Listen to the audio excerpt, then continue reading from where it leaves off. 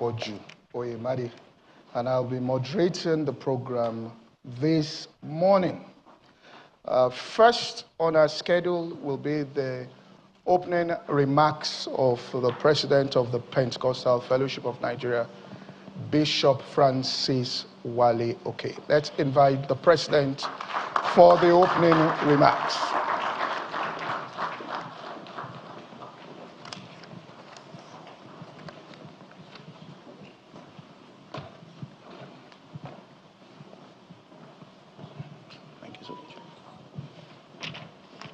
Please come give the Lord a big hand, please. Give the Lord a hand, please. Hallelujah. Praise the Lord. You may be seated. History is being made today. The Pentecostal Fellowship of Nigeria, of which I have the privilege and honor of serving as the 7th national president, is beginning the celebration of its 40th year of existence. Precisely on the 28th of October 2025, PFN will be 40 years old. Can we give the Lord a hand for that? We salute the vision of the founding fathers who saw tomorrow and had a dream of bringing all believers of Pentecostal and charismatic conviction together in unity of the Spirit. Now it started like an ember. It has become a roaring flame, booming and spreading in every state of the Federal Republic of Nigeria. I've had the blessing of touring every state of Nigeria again and again, and I was shocked. The first time I went on a tour and I got to Zamfara to be greeted by over 700 Pentecostal pastors in Zamfara state. That is, if you want to clap, please clap very well. That's to show the strength of the Pentecostals in this nation. Now, we are celebrating the 18th biennial conference of this great fellowship. And today is the first colloquium of Pentecostal Fellowship of Nigeria ever. And, okay. And the theme is the rebirth of a great nation. Our nation is born to be great. Our nation is 65 years old this year. We've come a long way. We're not where we used to be, but we're still far from where we ought to be. So there's a yearning in the heart of everyone for the rebirth of a great nation. So the Lord put this theme in our heart based on Isaiah chapter 66 verse 8, that as soon as Zion travail, she brings forth. So we in the executive, we decided that apart from just going to hear the teaching on the word of God, which we will beginning from tomorrow, praying we will from tomorrow, we should create a forum to bring people who are knowledgeable and who are passionate about the future of this nation to address the nation in a colloquium. And I want to thank God that this dream has become a reality in this first colloquium. So guest ministers, guest speakers have been invited who are qualified eminently, who are knowledgeable about the affairs of this nation and how this nation should stand out in the community of nations as a great nation. And we are looking forward to hearing from them, addressing us here, addressing the whole nation. And I believe that the word that they're going to speak will birth a new Nigeria that we all will be proud of. Praise the Lord. I want to thank God for Pastor Bojo Yamade and his team. They've done a yeoman's job in putting this conference together without putting any pressure on the fellowship. Permit me to say, he and his team, they have undertaken to write all the bill of this colloquium, from the venue to the speaker, their tickets, their hotel, everything. Can we give the Lord a big hand, please? So I welcome each and every one of us to this colloquium, and I believe it's the beginning of new things in PFN, in the body of Christ, in our nation, Nigeria, just as Apostle No Kure, the revered man of God from Kafanchan, has prayed. You're welcome. Please sit back and enjoy the colloquium. Thank you.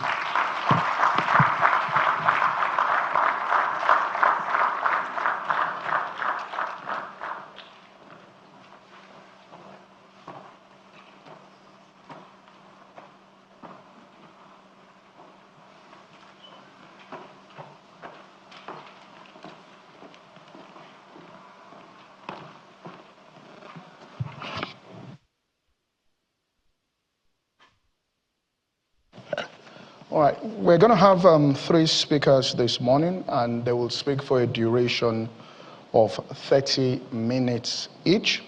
And then after that, we will have a panel session where we'll ask questions, and that will last for 25 minutes. Our first speaker is a professor of comparative politics at the University of Ibadan and the Director General of the Nigerian Institute of International Affairs. His name is Professor Eghosa Osaghae. He was the Vice Chancellor of Igbinidion University, Okada, between 2004 to 2018, a record of 14 years that gives him the distinction of being Nigeria's longest-serving Vice Chancellor. In 2014, Professor Osaghae was the Emeka Anyaoku Professor of Commonwealth Studies at the University of London. His Emeka Anyaoku inaugural lecture, A State of Our Own, became the first inaugural lecture by a Nigerian in the University of London. He was also the 2017 Van Zyl Slabbert Chair of Politics and Sociology at the University of Cape Town.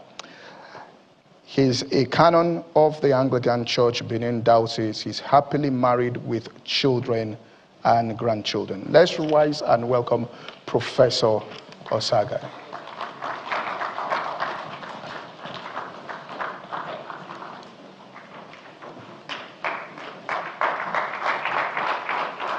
Thank you very much.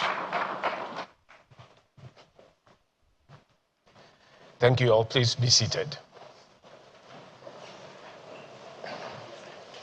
Let me join everyone to congratulate the Pentecostal Fellowship of Nigeria for this great event.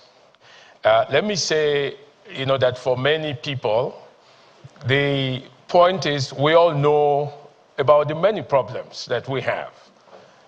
What we are not agreed on is what agency we should use, who should lead, who should drive. So if you know what is wrong and you can tell the problems, you ought to also be able to identify who should lead in solving this problem.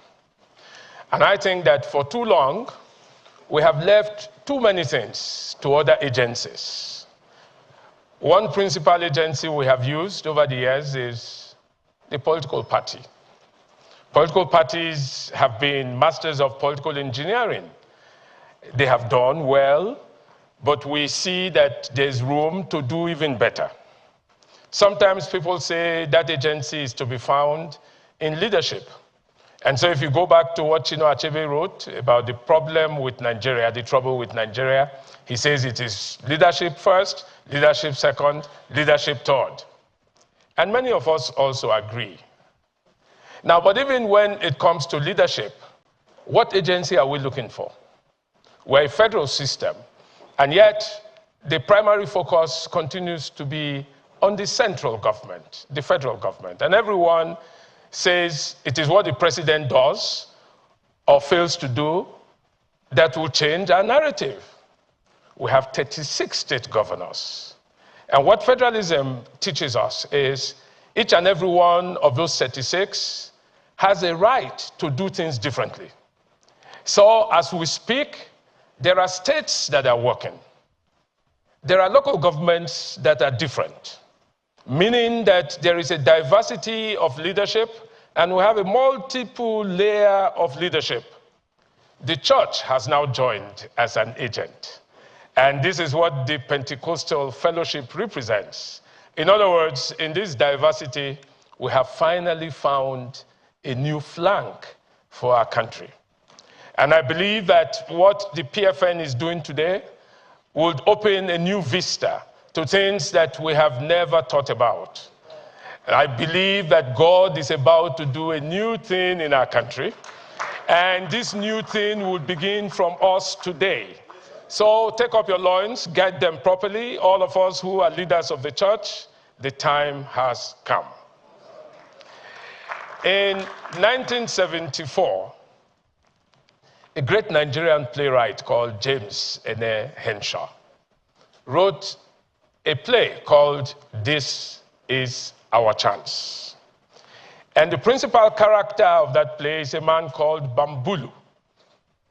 In the final verses of that play, after discovering what he found to be the tonic to change the world, he said this was the product of his creative genius, that nobody has succeeded in doing anything so great, but he, Bambulu, has, without laboratories, without any assistance, produced this from the genius of his brain.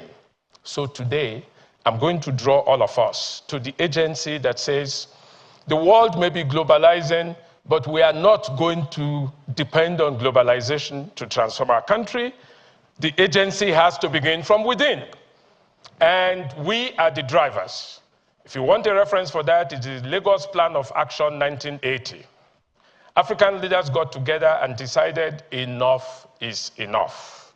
We must take our own destiny in our own hands. And then decided that in the Lagos Plan of Action, first, we have to become people who look inside ourselves. We have to become self-reliant. We have to insist on our autonomy even when we work with the rest of the world. That is the meaning of equitability. Charity begins from home, as they say. And for that reason, we are going to be our own drivers. This is the good news for our rebirth of our great nation. The truth is, Nigeria was created to be great. It's been great. Everyone has seen it. Every endowment that we have shows that we are great. But why has the narrative not shown that greatness? Today, I want to suggest to us that in 1991, a great citizen of the world, a great scholar, came to launch his book at the Nigerian Institute of International Affairs. And the next day, the headlines in the newspapers carried the story. Dawn weeps for Nigeria. Now, you all know that when we have lamentations, when we have regrets, when we have those very terrible things said about our country, we are weeping for our country.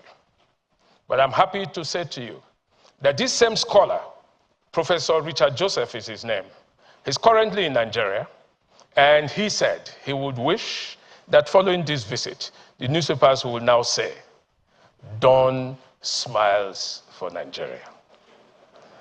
So, smile, everyone. The narrative has to change, and I'm going to suggest to us how the narrative will change. Now, we ask ourselves, what kind of country do we want to belong to? You want a country that has been created to be great, Just think of our endowments. For a long time, it is Nigerians that led Africa in creative writing. Wole Soyinka won the Nobel Prize first time in literature in Africa. And go through all of the awards, all of the prizes, from the Pulitzer to the Bookings and all of them. They are won by Nigerians. We have showed the world there. The world knows Nigeria in terms of the human resources that we have. We are great and in huge demand everywhere. Now, when a Nigerian becomes part of your setup anywhere in the world, you know that success has come. Because Nigerians are known to be very determined and resilient people. They are people who have the extra tact that is not common with man. Nigeria is so blessed, and you see it everywhere. Little wonder, even in the so-called developed parts of the world, it is Nigerians that lead.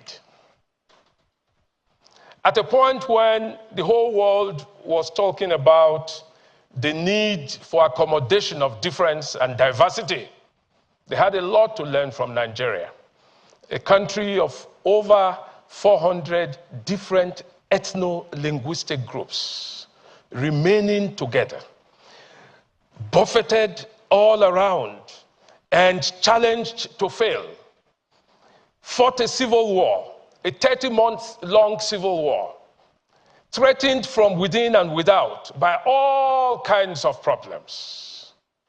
This country has grown not only stronger, but has the potential to be stronger still. Think of the things that will make a country prosperous. Nigeria has all of those things in abundance. By 1960, when we were becoming independent, it was said of our country that this is the one that will lead Africa to the paths of development. And it's always been said that Nigeria has that potential. But there are people who say, what has happened to that potential? Why have we failed to live up to what scholars call our manifest destiny? Our manifest destiny is to be a great country, to be a clear leader, to be a global leader, to lead man and woman across everywhere. What has held us back, you might ask? Today, as I follow all of us, I see that whatever has held us back has come to an end.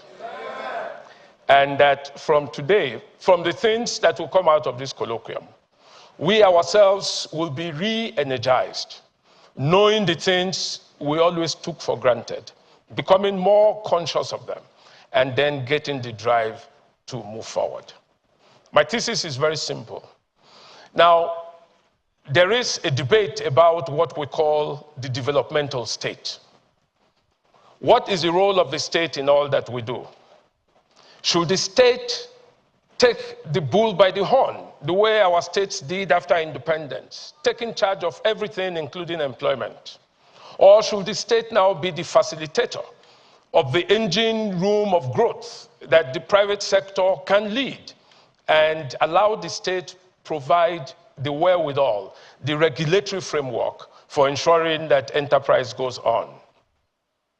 There is that debate. But I think that our state today has proven its capability. In many areas, it has not done as well as it should, but our state now knows that things are better done when the state takes up its responsibility. Those of us who live in Lagos have seen the red line and the blue line. It's a new dawn in Lagos. Things are going to change. In Anambra State, in Ebonyi State, in Zamfara State, in Kano State, in every state, there is a renewal of spirit.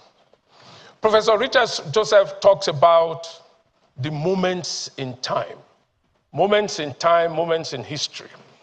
It's like a realization that people come to and say, enough is enough. It is now that our new beginning will start, and this is how.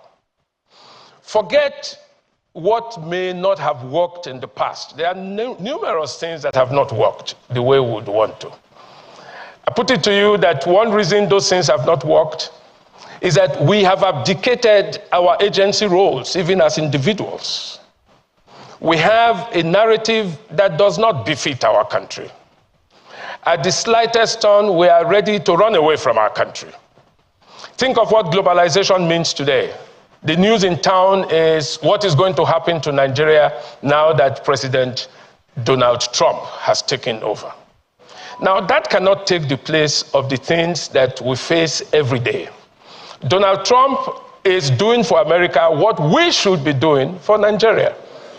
So if you want to change our country, we are not going to wait for any distant help from anywhere. We'll go back to Lagos Plan of Action and say, we, the people of Nigeria, it is us that will change our country. That's the beginning of our narrative.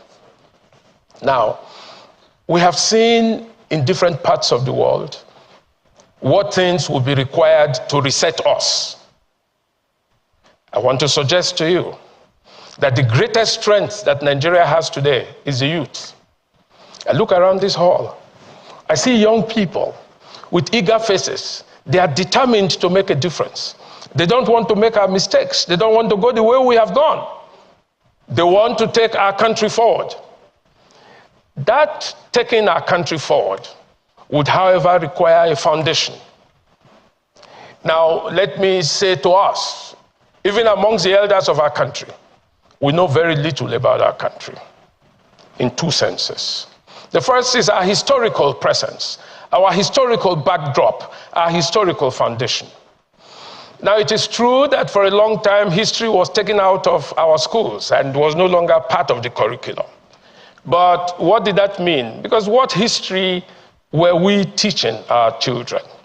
Think of that history.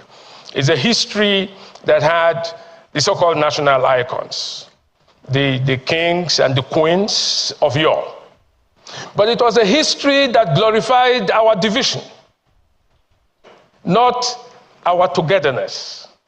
Because in each and every one of those historical excursions, you found promises of people that led their people, not people who led Nigeria.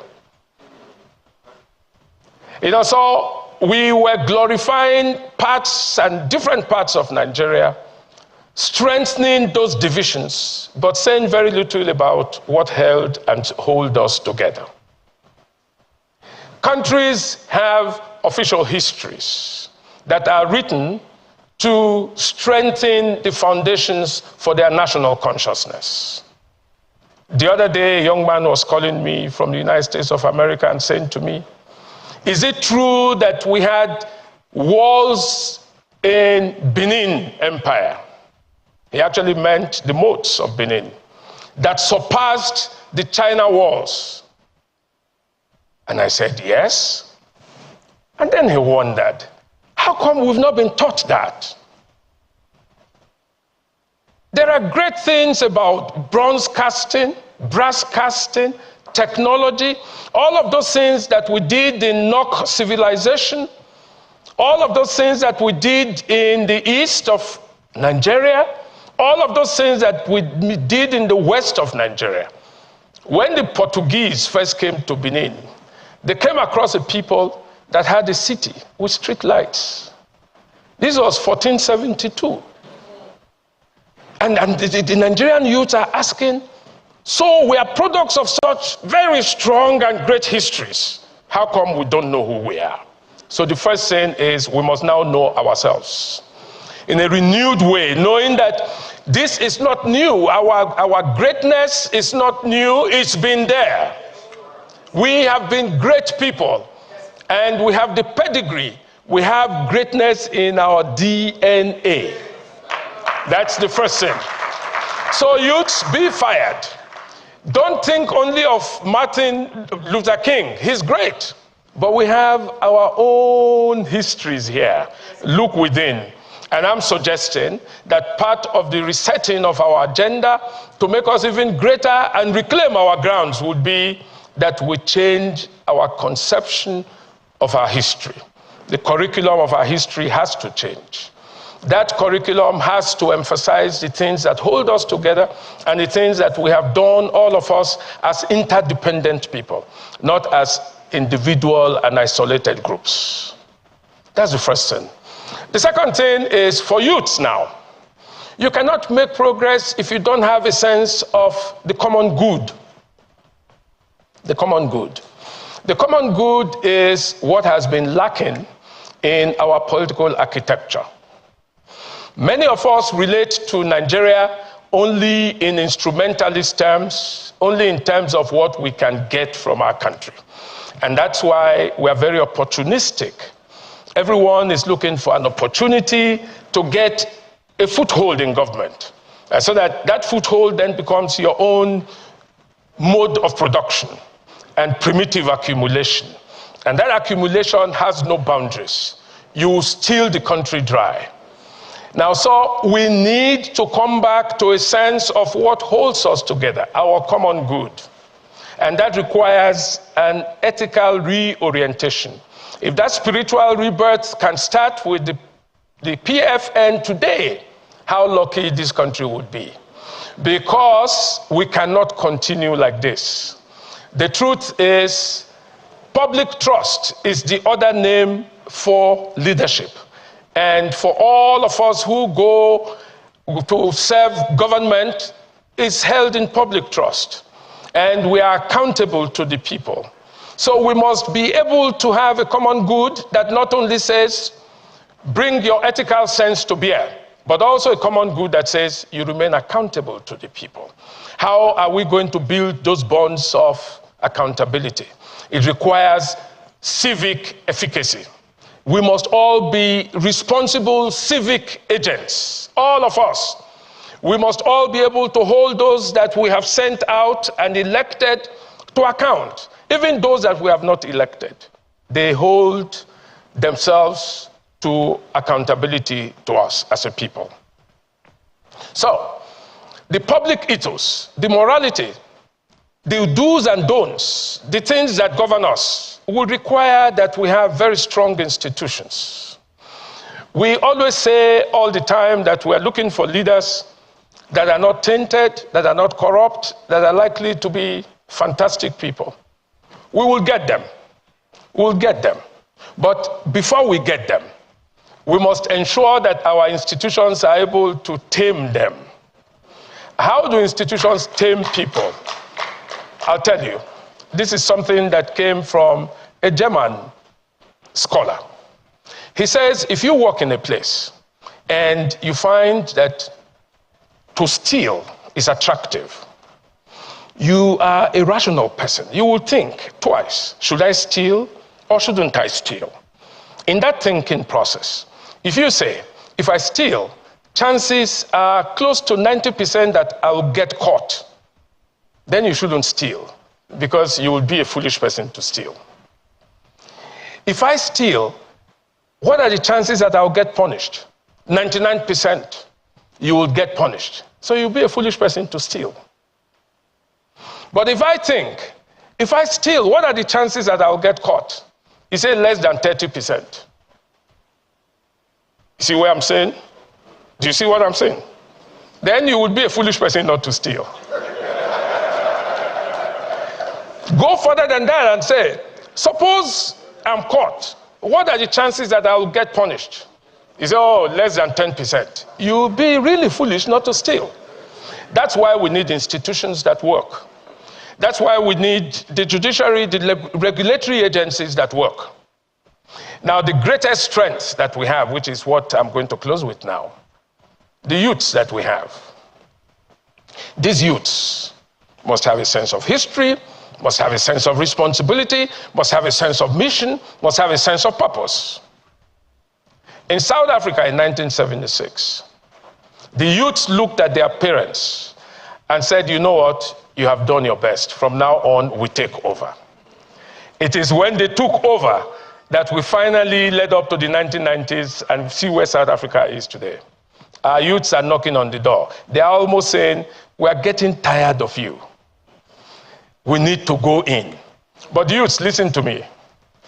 It is the greatest advantage that we have today. We will conquer the world.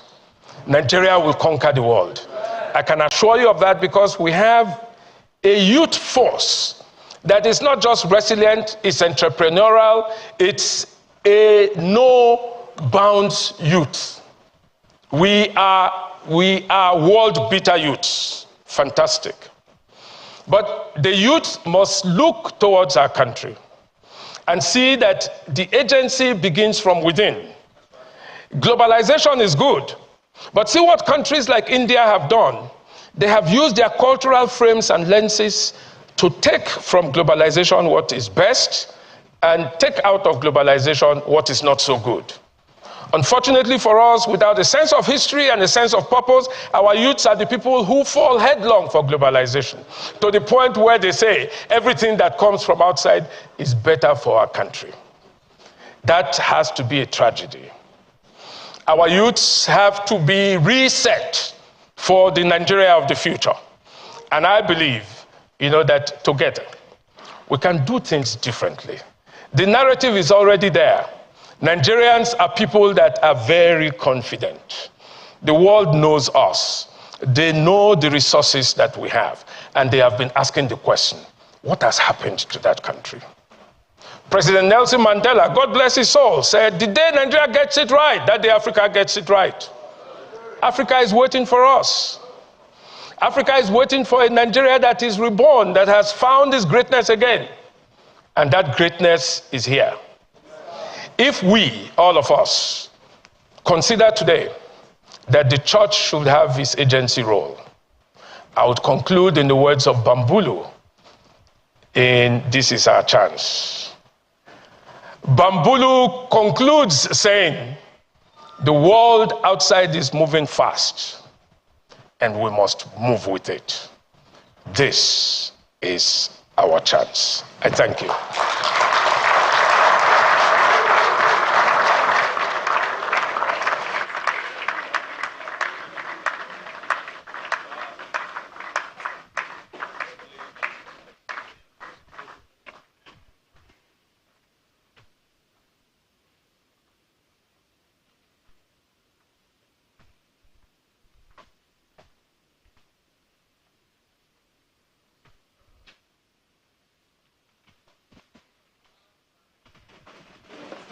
More seated. Let's put our hands again together for Professor. That was a powerful, powerful speech. All right. Our next speaker is Mr. Johnson Abbaly, who is the founder of Smarten House. The Smarten House is a gap year program and talent pipeline accelerator that identifies exceptional young talents, aggregates them in ecosystems, and supports their professional growth. He is the community pastor of Daniel's community. He's also the convener of the Consortium. The Consortium is a community of young professionals who collaborate and share resources to help raise the next generation of leaders in Africa across 15 sectors by supporting the Smarten House project. He is a fellow of the prestigious Mount Pelerin Society, established in 1947 in Switzerland. He is the author of Unleashed, an extraordinary book that focuses on unlocking the next generation. He's also a fellow of the Africa Institute of Entrepreneurs. He's a member of the Human Capital Policy Commission of the Nigerian Economic Summit Group that covers health, education, youth development sectors, and is the chairperson of the Youth Development Subcommittee of the Policy Commission. Let us welcome Mr. Johnson Abbaly as he speaks for 30 minutes at the Colloquium.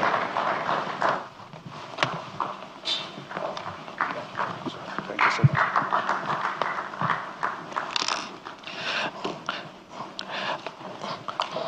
Professor has given us a lot to think about, and I feel very overwhelmed already.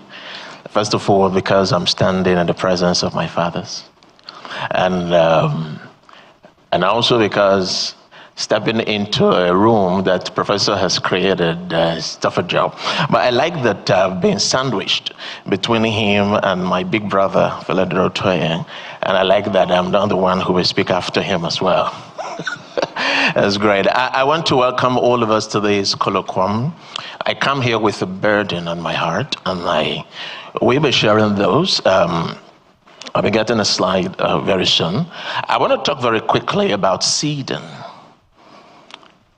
Seeding the national rebirth. I like the angle that Professor, took in addressing some of these concerns. Nigeria is not only a great nation, we are stupendously blessed.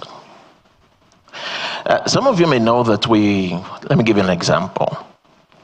We produce 150,000 metric tons of tomatoes in this country. And then we lose nearly 70% of those between the farm and the market because the capacity is absent. And to make up for the shortfall, our friends from India and China imports about 450,000 metric tons of tomato concentrate, which means that by that production, we are the largest producers of tomatoes in Africa, and at the same time, the largest net importers of tomato concentrates in this continent. I think we should just clap.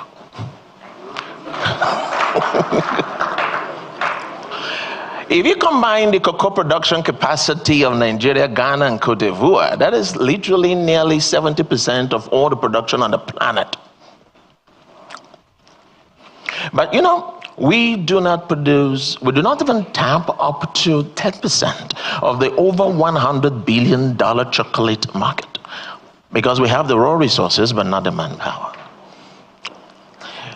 You see, I can go on to tell you about californium, I can go on to tell you about nickel, about oil, about all of the incredible things that we have. When Dr. Ngozi was Minister for Solid Minerals, she did a road show in all the 36 states and Abuja, and then she profiled all of our natural resource.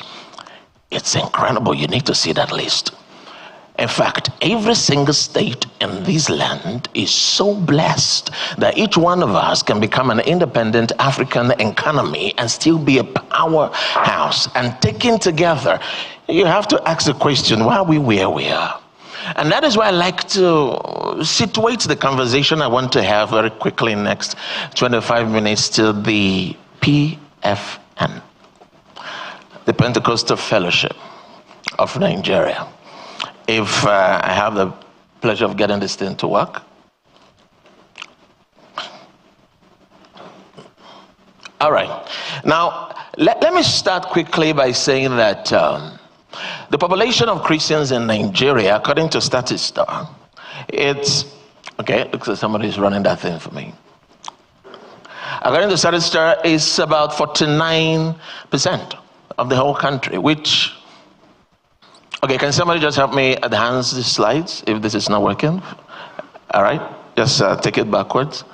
All right. All right, that means we are 74.4 million. All right. Now, Pentecostals are 25.3 million in that number. Now, go to the next slide. I want to show you something. Now, next slide, please. Now, that means we have 5 Singaporean nations within the Pentecostal family, because Singapore is a nation of just about 5-point-something million people. And if you can imagine that you have 5 Singaporean nations that are locked within our churches, that is to say that the conversation we want to bring at this point is to say that the thing that we're seeking for outside lies really beneath us. Now, let's look within. Now, Pentecostals at that number means that we are 10% of the nation's population, which makes us the tithe. And what do you do with the tithe? That is the part that is set apart, sanctified for the activity. It means that there is a clarion, there is a burden that sits upon us as an agency of change to rise up and fix the system. Let's go forward. Now, I want to focus very quickly on what we call the Nigerian rebirth movement, how the next generation we play a role. But I'm going to run the numbers because one of my expertise is that I am a strategic time window expert. So what I try to do is look at history and how time dilates and, displaces itself, and how windows are created in history, and how some of the smartest nations in the world have leveraged some of these opportunities others are not seeing, and they have tapped those opportunities to make progress. How can we as a people do the same thing? Now, 83% of Nigerians are below 40 years old, which means if we're looking at these PFN numbers, it means that 21 million Pentecostals are under the age of what? 40. Now, please take note, we have 21 million men and women ready to be deployed. Now, that is a generation that we have to design the Nigerian rebirth plan for. All right. Now, if you take this further, a rebirth, we have to look like this. Now, let me quickly state here that one of the biggest challenges that we have had over the time is a total absence of strategy. You see, if you have listened to Prof and the burden that he shared, you discover that we keep repeating certain elements in our history because we have not sat down to ask ourselves, what are we going to do 20 years from now? And that strategy you will find is also missing in how we design educational policy. Because education is not designed so that people can have a certificate. The people who designed education designed it to be able to unlock the life of the mind of the next generation so that they can unlock their human resource to be able to grow national wealth and compete with other nations in the world. But that has to be tied to strategy. The question becomes, what is a strategy? Now, I want to run you through some very quick numbers. 400-year intervals in history. I mean, this number 400 is particularly unique. Now, watch this. Please wait for me to get there. All right. Now, we all know that the children of Israel stayed in slavery for about 400 years. Some scholars put it at 430. Now, that was a significant period in their lives before redemption came. And that redemption was spearheaded by Moses. The next slide says, it was also 400 years that occurred between the Old Covenant and the New Covenant. Theologians call it the silent years that it took for us to make the transition from the old into the new. It's very strategic. I'll show you another 400. Now, the next 400 is a period you call the medieval period. This medieval time is that period when, religious institutions took over running the affairs of the world, from science to religious thought and all of that, before the birth of what you call the Renaissance period. And that 400 years were called Dark Ages. All right, before someone like Martin Luther, the reformer, started this movement that led to Protestantism. All right, now I want to show you a special 400. This one in 1619, the start of the transatlantic slave trade. The slave period in our continent started this year. Slave trade. 2019 made it what? 400 years. And that was significant. And I will tell you why this is significant. Because the next year after we hit 400 years, guess what happened? There was a global reset and the earth rested.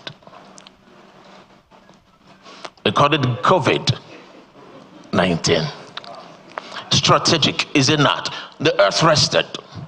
And within that period that the earth rested, it rebirthed itself. Now, we resumed again in 2021, and that was the birth of a new era. 2021 was the birth of a new era.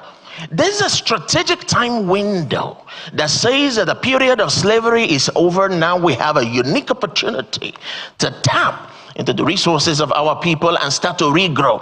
If we miss that window, then we are in trouble.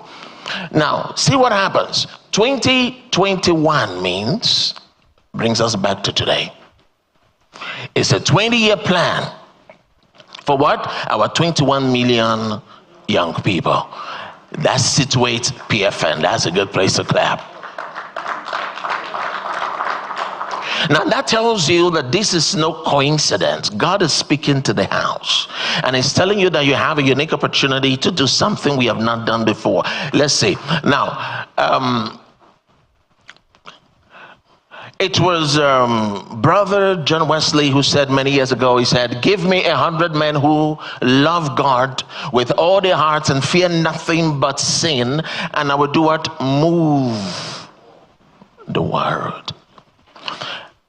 John Wesley needed how many? 100 men. Now the question now to us now becomes, what are we going to do with 21 million young people? If Wesley needed 100 people to shift the thinking of his day and birth a revival nobody has seen coming, then how many do we need? God has gifted us 21 million millennials all locked up inside our churches waiting to be unleashed for the next big thing. You know, it's funny how that we sit and we hope that things will be different when God has put in your hand quiver. He said, happy is the man whose quiver is full of them. You have a 21 million man standing army waiting to be deployed. This is not a regular 21 million people. Ladies and gentlemen, a human being is a wonder of nature. I'm talking about people who have over 100 billion brain cells in their heads, and all those brain cells are capable of another 100 trillion neural network connections, capable of permutating thought at a level nobody have seen before. I'm talking about one person. Multiply that mental capacity by 21 million, then you know the kind of wealth that sits in all our churches waiting to be activated and deployed. It's not enough that they just come to church. God is basically saying to us, don't just be a pastor, become pastoral, which means you have to start to engage with those people to unlock them. That is the assignment that God has given to the church to execute. Now, why should Nigeria rise? And why should PFN lead this? Now, let me take us through again some stories some of you may find interesting. Go quickly. Now, I want you to look at this. You might ask me, what map is this one? This is the map of the earth. The ancient map of the earth. The earth was one piece of land. And like the Bible gives us the idea in Genesis 10, it says, and unto Eber we are born two sons. The name of the one was Peleg, for in his days was the earth divided. Now the continent split from the subcontinent called Pangaea several years ago. Now just press one button. I want you to see how the split actually took place, and I want you to pay attention to something as it splits. Can you just press the button once? All right, so that picture there will play. Now that is the earth splitting and the continents coming apart. Can you find the continent that is not moving?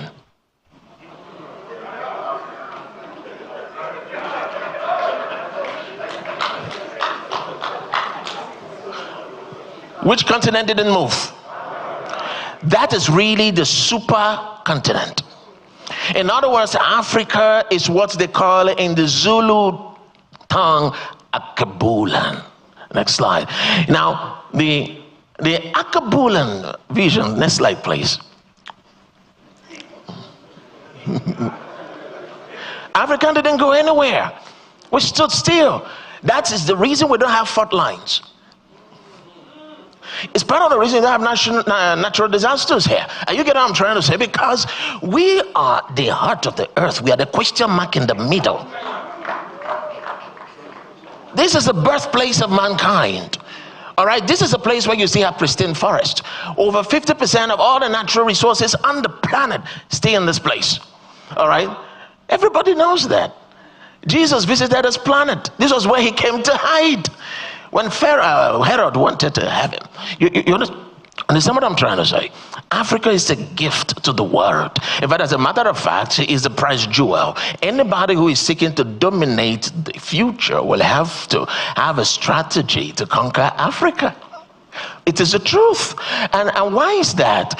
And please, the next slide. And if you look at this, the map, all right, Pi Elton in 1986 told us that when you tilt Africa, it becomes what? A pistol. Please, the next slide. And then what is at the trigger point? Nigeria is at the trigger point of Africa. That's Pi Elton's vision in 1986. He solved that. Now, what that means for us is that, next slide, we are the prophetic destiny of Africa. If Nigeria does not rise, neither will Africa. As blessed as this place is, and if Nigeria is going to rise, God is looking all of us in this room eye to eye. You know why? Because the next slide tells us how gifted we are. Now let me say this very quickly with all sense of responsibility. The world, as it were, is looking to dominate this continent. Do you know why? Because the future of technological advancement, the future of the next 50, 100 years, I must even say, depends on the supply of strategic metals, all of which are in commercial quantities on this continent. Do you understand that? That is so strategic. You are so blessed beyond measure that everybody hopes you don't find out how. This is why getting leadership right in Africa, and by extension in Nigeria, is the key to the future of a people. And God is putting that burden on us as agencies of God on this planet. Are we there? So very quickly, reason out of time. So how really? Because we're talking about we're going to do this. How really? How are we going to get it done? Nigeria says, next slide, let's come together. It's called Wazobia, isn't it? But what does the scripture say? Scripture says, let's go into all the world. In Yoruba, go is lo. In Hausa, go is what? Tafi. In Igbo is ga. So how about we call it the Lord Tafiga mandate? The mandate to achieve natural rebirth through what? Culture shift. Because you see, it was Peter Drucker, I think, who said that strategy will be eaten up by culture for lunch any day. So we may hatch all the strategy we want, but until we fix the question of culture, we're in trouble. And what culture are we talking about? Number one, spiritual culture, intellectual culture, and social culture. If we don't fix culture, we're in trouble. And this is where the conversation gets very interesting. Now let's look at spiritual culture. Now by spiritual culture, I am not referring to religious activity. Now, I have had arguments people have made that, it takes ethics, good behavior to change a country. No, it doesn't. It takes spiritual life to change a country. If you think some of the biggest countries in the world got to where they got to because somebody wrote a code of conduct, you miss it. America was built on the kneel of praying men. In fact, in those days, it was said that if you go to Congress and you ask for George Washington, they will tell you that when Congress goes to pray, Washington is a gentleman who kneels. So that was how that nation was built, and any nation really. It's got to be, because you want to dominate the earth, you have to rule the heavenlies. It's the way it is. And when we're talking about spiritual culture, we're talking about the culture of our people. Please, on spiritual culture still. Now, this means this. There is a dichotomy that the body of Christ have allowed to thrive too long.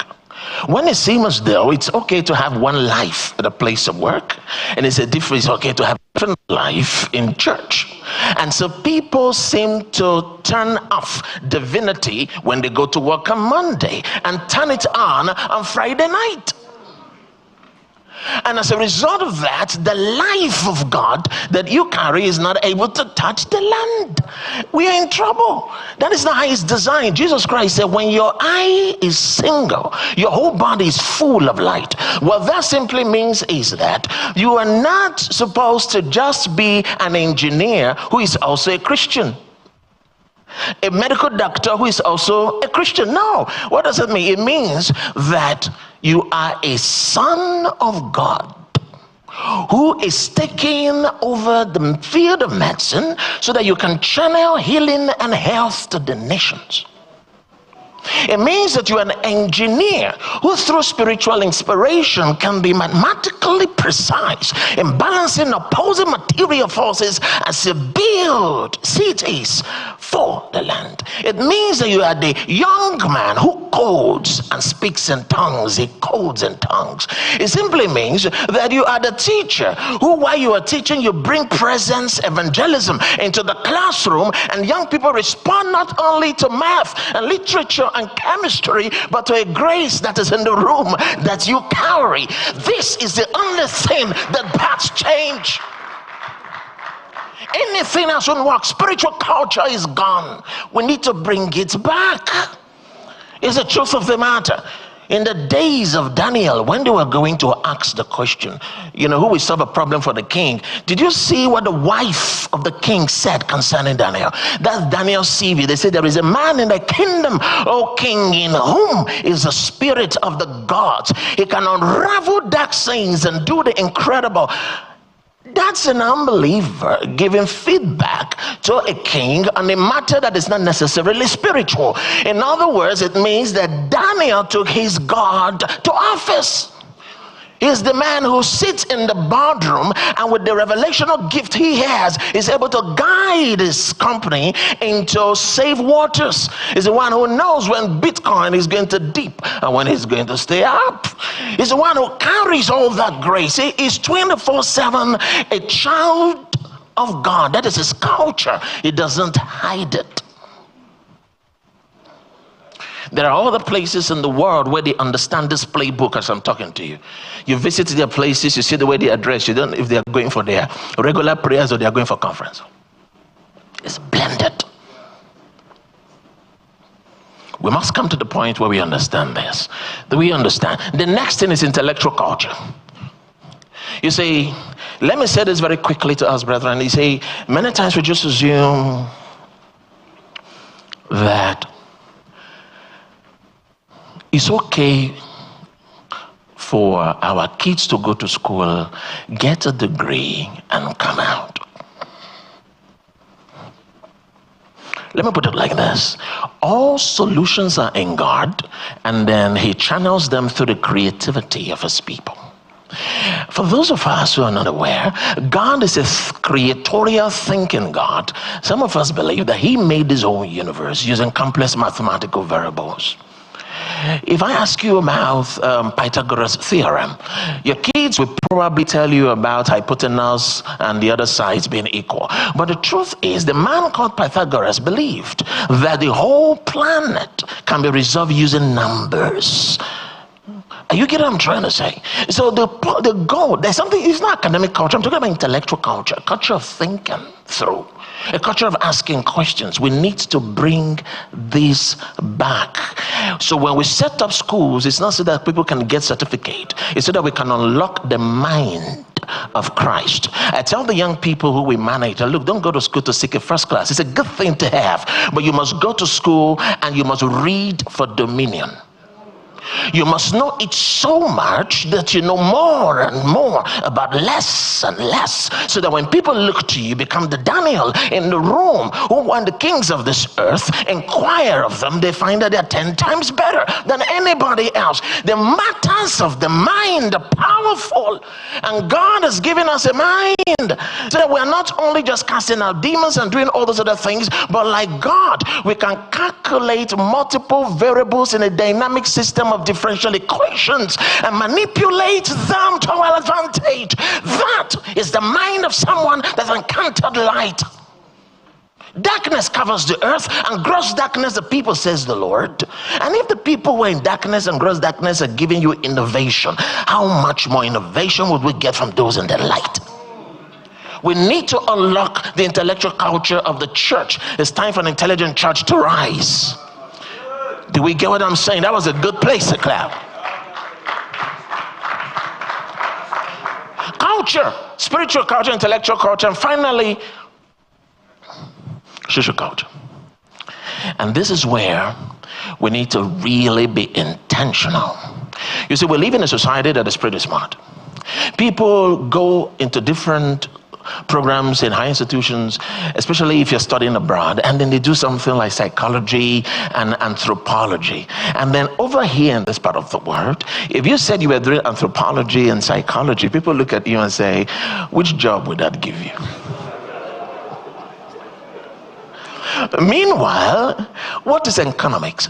Economics is nothing more than the science of human behavior and how to manipulate it so that they can use their scarce means to buy and sell the way you predict. So some of the smartest economic thinkers in the world are simply psychologists who are looking at patterns of buying and selling and manipulating that to control systems. You see, social culture is unique. People don't just behave. People are induced to behave a certain way. You see, entertainment is designed to contain us. That is why, if you look at the story of China and Russia now, you discover that China managed to make sure that they took the issues and leave the tissue. They took the best, left the rest. They won't let you come and do your bum shaking challenge on their TikTok. They controlled what their young people see. Why? Because they know how they think. They control what language their young people learn in. You say, why is that important? Because anybody who teaches you a language, who have access to your language, has access to your mind. The mind thinks in pictures. So if I speak to you and you can't make a picture of what I have said, I can't control you, because you don't understand my language. So they know they will lose their people if the people control the minds of the next generation are people who speak in English. So they let them learn in Mandarin. So that if you secure the language, you have secured the thinking of the people. So first language of thought is Mandarin. Social impact. What should we do in social culture? We have to be intentional. We have to learn to identify the brightest and best who model the kind of behavior we want to replicate. Number two, we have to aggregate them. There are a lot of them. We don't know where they are. They aggregate them. Number three, we mainstream them. Do you know why that's important? To mainstream them? Because guess what? Some of us are doing good work, but nobody knows about them. So when you start to mainstream the work that you're doing, you are turning sound into signals and signals into optics. And then it is optics that shape narrative. It is narrative that set agendas. Do you understand what I'm saying? So you discover that nobody can influence your culture overnight until they follow the same process. All right, they will first of all mainstream something, turn sound into signals, and then celebrate the people who are behaving the way they want to promote. You get that? And those are the things that they promote. And anything you reward in society is what becomes culture. It means we have to come to the point where we intentionally refuse to recognize anything that does not align with the culture of the new Nigeria. It is the law to figure mandate. If we do this, there's a number of outcomes. Quickly, just run through them for me. Spiritual awakening. We will guarantee the next one. Cultural transformation. The next one, youth empowerment. The next one, national consciousness. The next one, economic growth. The next one, trust capital restoration. The world doesn't even trust us anymore. We have a trust deficit with the rest of the world, and only cultural shift can alter this. Not new campaigns that have not addressed the problem. We have a culture problem. It's true, Nigeria's problem is not economic. Our problem is cultural. And we need to understand, until we fix the culture, then we can fix the trust. And if the people can't trust us, we can only have, like the people on the street call audio impact that we don't see on ground. The next one is what? Scam culture mitigation, that's part of the trust problem. And then we have partnerships for development. As I close, I want to quickly read the statement, last quote. This was a statement made, can we go to the last slide? By Emma Lazarus. If you go to the United States, you will definitely see it happen in the place. It says, keep ancient lands. Your storied pomp, cries she with silent lips. Give me your tired, your poor, your ordered masses yearning to breathe free. The wretched refuse of your teeming shore. Send these, the harmless, the tempest-tossed to me. I lift my lamp beside the golden door. May Nigeria look at us here today, and then we can say to them, come, all of you who are broken, disadvantaged, wounded, PFN, we are raising our lamp beside a golden door. And let those who believe say,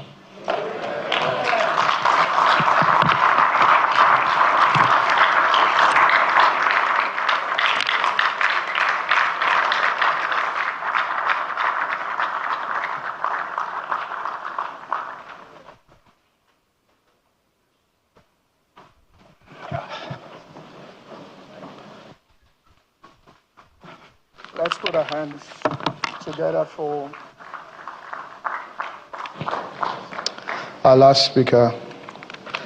All right, before I introduce the final speaker, I just think I should acknowledge the presence of the Deputy National President of the Pentecostal Fellowship of Nigeria, Bishop John Praise, the Secretary of the Pentecostal Fellowship of Nigeria, Reverend Cosmos Lechuku, who is also the Chairman of the Colloquium Committee, and also Treasurer of the Pentecostal Fellowship of Nigeria, Pastor, General Overseer of First Square. All right. The church also, who is the Treasurer, Pastor Aboyeji, and also all the members of the executive of the Pentecostal Fellowship of Nigeria. You're all welcome. Thank you for coming. Our last speaker is Mr. Fela Durotoye. He is a values champion, a global speaker, an executive coach, a leadership trainer, and a nation builder. FD, as he's fondly called, is the founder and CEO of the Gemstone Group, a leadership development institution comprising of Fela Durotoye Company, the Gemstone Leadership Institute, the Gemstone Leadership Network, the Gemstone Nation Builders Foundation. Fela is highly regarded as one of Africa's leading executive coaches. He's an official member of the Forbes Coaches Council. His consulting career has spanned over 32 years and has significantly improved the leadership, corporate performance, and service delivery culture of his clients across the diverse sector of Nigerian economy and beyond. Let's welcome Mr. Fela Durotoye.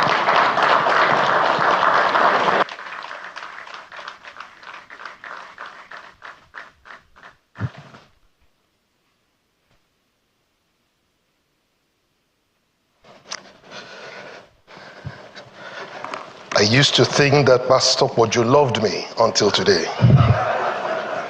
Because I'm not sure yet why I would be placed as the third speaker after such eloquent, intelligent, spirit-led, and powerful, not only orators, but those who have dissected the word in a way that can be practically implemented.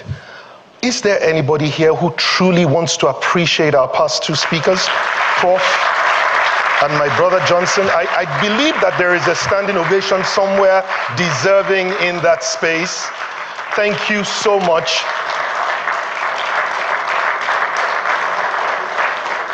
Thank you so much, and congratulations to my father in the Lord, the president, able and capable president of the Pentecostal Fellowship of Nigeria, Bishop Francis Wale-Oke, and the executive and leadership of the PFN.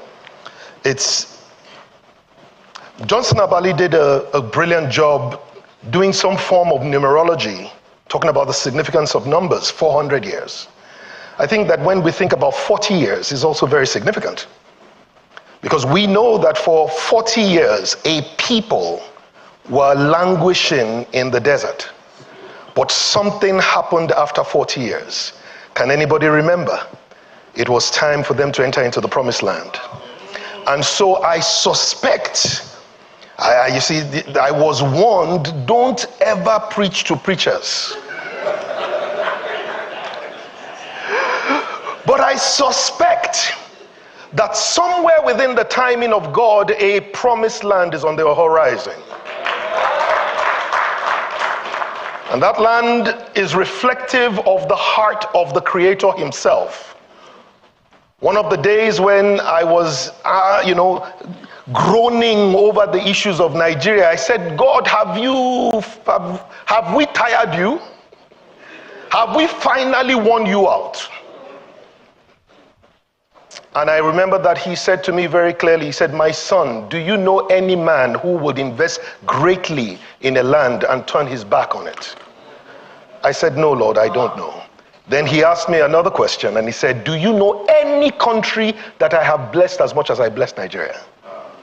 And I said, no, Lord, I don't know. And he said, go figure. Meaning that God has not turned his back on Nigeria. His face and his countenance is upon our nation. But time and chance has now happened to us.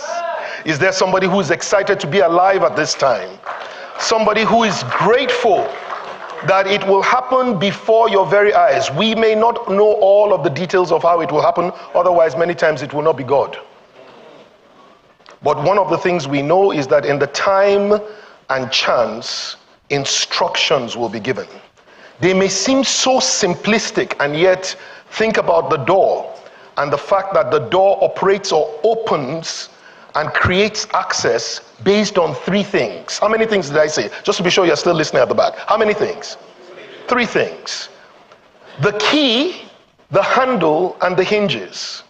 All of these things are so tiny and yet so significant in the ability to turn an obstacle into an access. So please, do not despise small ideas in the time of manifestation. For in those times, things can receive grace that will lead to great transformation. You have been, I guess it's been distributed a card like this. If you haven't received, I promise you we have enough. It will get to you. You don't even need to call anybody. Just raise your hand and somebody will get one to you. I've got just about 25 minutes to share a thought with you that I hope will be refreshing, even though you might hear me say, like Prof said, or like Johnson said, like Prof said, like Johnson said. If you hear it, just remember, faith cometh by by the word of God. But it means that repetition is useful for retention. So please, I'm not stealing the ideas, I'm only enhancing and deepening our recognition. All right. We've heard of what the challenge and the challenges are. We've looked at a historical context. We've even peeped through the eyes and the perspective of Johnson, Abbaly, and Prof into how we can not only build a nation, but build a great nation. Let's be clear, there's three concepts I want to share with you today. The first one is the concept of a country. The second one is the concept of a nation, and the third one is the concept of a great nation. But the thing that I want to serve as the platform that will help us in our building is a new sector that most people have not yet heard. We've heard of the political sector, we've heard of the policy sector, we've heard of the public sector, we've heard of the private sector, but today I want to share with you that the miracle of Nigeria's transformation in birthing a truly great nation, or rebirthing, will be what is called the people sector. The people sector. The people sector. The people sector of Nigeria is 220 million strong. And yet it is perhaps the most underutilized, underrecognized, underactivated sector of all. Why? Because we were taught over the many years, especially at every time a coup took place in the last few years and decades, they were told after the coup had been announced, please go about your business and leave the business of nation building to those in government and those in power. In fact, we learned how to quickly say time and time again when these people get into power, which meant that power was warehoused in certain places and certain positions. What that did for a people was they felt like they had no power. As massive and numerous as they were, it reminds me very much of in the time of Exodus, chapter 1 and verse 7, after the Bible records that Joseph and his brothers and that generation went past and began to tell us what happened in quick succession. The children of Israel became fruitful and then they multiplied exceedingly. And they even got to a point where they tried to create a narrative and said the land was filled with them. When the land is full of anything, what is there space for anything else? Even Pharaoh had to agree that, listen, these children of Israel, so he knew where they were from. They have become more number and mightier magnitude than we. He says, now let us deal shrewdly with the more and mighty. And one of the strategies that he did was to say, let us cast upon them their own burdens. And in casting on them their burdens, it meant that if the children of Israel were the people who valued education, let us wreck education. If they value air conditioning, let us take power away from them so they will fan themselves all night. They will not be able to sleep until morning. If they value transportation, personal transportation, let's make petrol so expensive. You see, that's the way you cast burdens on people. You take what matters to them the most and make it impossible for them to be able to afford it. Because if we kill the schools, then you will have to send your children abroad because education is important to you. But you will change all of your savings, sell your land to be able to send those children to school, even though many of the people who are sitting here went through free education and quality education in there. Cast their burdens on them.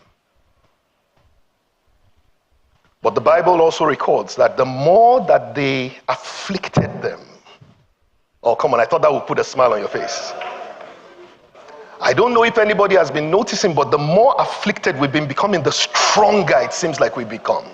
The greater the ideas, the greater the capacity, and if not anything, the fact that it leads to some sense of innovation that even PFN is saying it is time for a colloquium.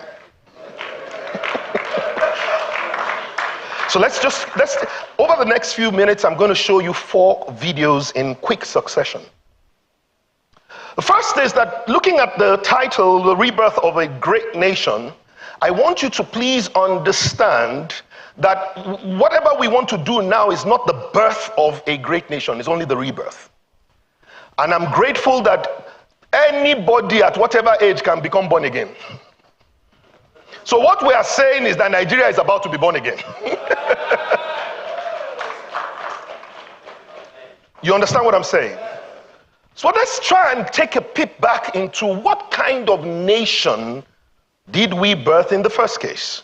That gives us a little bit, or just looking at a little historical context. Let me start from November 1884. In November 1884, 27 men from about 7 countries, including the United Kingdom, or Britain as it was called at that time, Italy, Belgium, France, Germany, Portugal, and a few others, including the United States. 27 of them gathered into a hotel in Berlin, Germany. And for 3 months, all the way through to February 1885, They sat down and created a map on the wall, and then they, through agreement, started to apportion not a city, not a county, not a country. They apportioned a continent. 27 men. And you look at them and say, what audacity must they have had? How could they have believed that it would be worth enough of their time to invest 3 months sitting down thinking about what they were going to do, recognizing that they were not of the same nation, they were of different nations? Well, let me quickly say that by 30 years' time, by 1915, they had accomplished their goal. One of the things that came out of that was a nation called Nigeria within that time space, in 1914.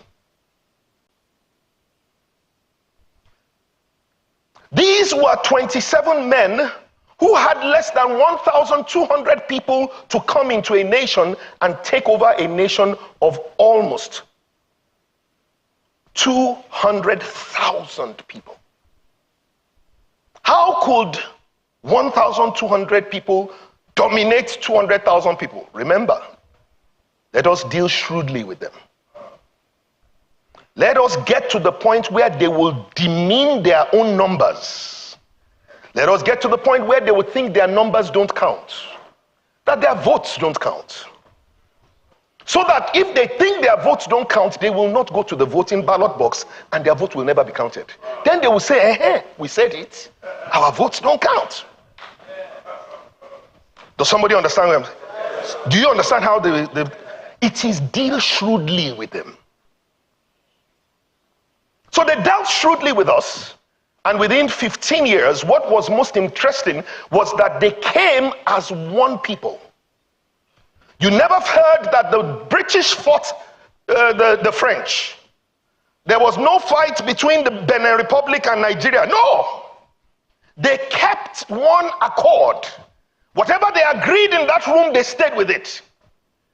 They made sure that by the time they were going out, everything was in accordance with the plan. So they were one people. Somebody say with me, one people, please. They were speaking with one voice, even though they were speaking different languages. The message was the same. The vision that they had to conquer a people was the same. And lastly, they were able to ensure that they had set and targeted goals, so that about the same time, all of them, 7 nations, penetrated, developed administrative structure, and all of them accomplished at about the same time. So they were one people. Can I hear that again? They spoke with one voice. They acted with one vision. And they aimed towards one target. And that was to conquer. And they did it. Why? Because God himself had already acknowledged that if as one people speaking with one voice, they have begun to do this, nothing they imagine to do shall be impossible for them. So they literally took the principles of impossibility and make it work for them. Well, fast forward another 30 years, 1945. This time, a people had been born into colonial rule, but for whatever the reason is, they were able to send them out of their own space. And this time, young Africans gathered together in October 1945 in a room in Manchester, United Kingdom. They were young men, 79 of them. In there, you had people like Jomo Kenyatta, Julius Nyerere. You had people like Obafemi Awolowo, and several of the other guys who were all in there from all across Africa. Long story cut short, they also learned the master key. Now, they didn't have any power. They were young. Chief Obafemi Awolowo was born in 1909. In 1945, he was only 36 years old. He hadn't even finished his schooling, he finished in 1946. So he was still an undergraduate. I don't know whether you understand where I'm coming from. But these guys were not thinking, which kind of job am I going to get? They were not thinking about their bellies. They were not thinking about their careers. They were not thinking about what cars they were going to buy. They were thinking about their continent, and they were thinking, what is the purpose of our lifetime at this time? I want you to remember that question, because I'm going to ask you, what is the purpose of our lifetime in this time? Because that is the definition of a generation. Long story cut short, they also came together, having spent 6 days in that hotel in Manchester United. It was called the 5th Pan-African Congress meeting. And what they decided was that they were going to go back home. They were not going to sit in the allure and the comfort of being jackbars. They decided that they were coming back and they were going to fix. But this was the agreement. Until we are all liberated, we are not liberated. It was one for all and all for one. And so they decided to do the same thing. Act as one people. Speak with one voice. Go for one goal or have one vision and target one goal. What was their definition of one people? They said, we are all Pan-Africans. We are Africans. The second thing that they said to themselves was, we will speak with one voice. What was their one voice? We want liberation for our nations. We want to make sure that our children have a better life than the one that we were born into. Our parents didn't fight the colonialists, but we are going to make sure our children will not be born into colonial rule. The third thing was that they made sure that, listen to this, that they were going to act with one vision, and their vision was to have liberation across the whole of the African continent. Their goal was to have independence. And with that, they set to work. Without money, without power, without age on their side. And guess what? Within 15 years, Nigeria, for instance, was liberated. And all across the African continent within 30 years from 1945, by 1975, literally all nations except South Africa was liberated. Why? Because they were one people. Somebody say, what, one people, please?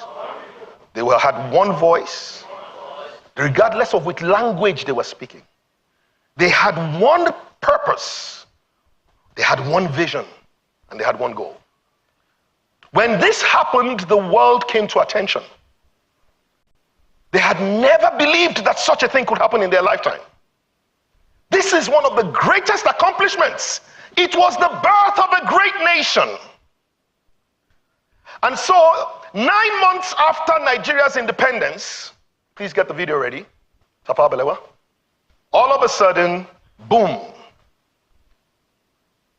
Nigeria's, the United States President John F. Kennedy invites Tafawa Balewa and our president, our prime minister at that time, into the United States. Now, what you're about to see, I hope you have seen before, but if not, well, thank God for you. Because every Nigerian should see this. You're about to watch maybe about 3 minutes of the clip of how America received Prime Minister Tafawa Balewa and his entourage. And I hope that something stirs up in your heart. Let's go.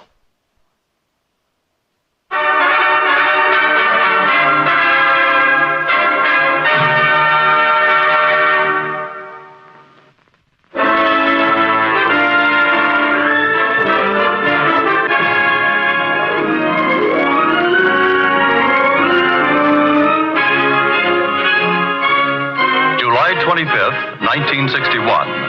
America is waiting for the arrival in Washington of the Prime Minister of the Federation of Nigeria, Alhaji Sir Abubakar Tafawa Balewa.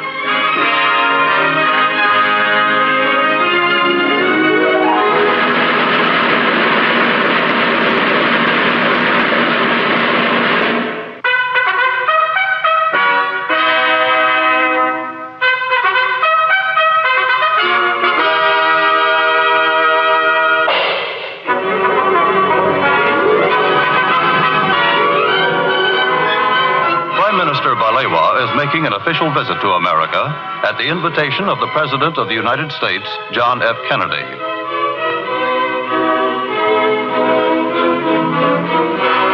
Waiting at the airport to greet him are Vice President Lyndon B. Johnson, Secretary of State Dean Rusk, Mr. Joseph Palmer, the American Ambassador to Nigeria, and other high-ranking American officials. Accompanying the Prime Minister is Minister of Foreign Affairs Nwachukwu, Ambassador Udochi, and Minister Shagari and Benson, and other key members of the Nigerian government.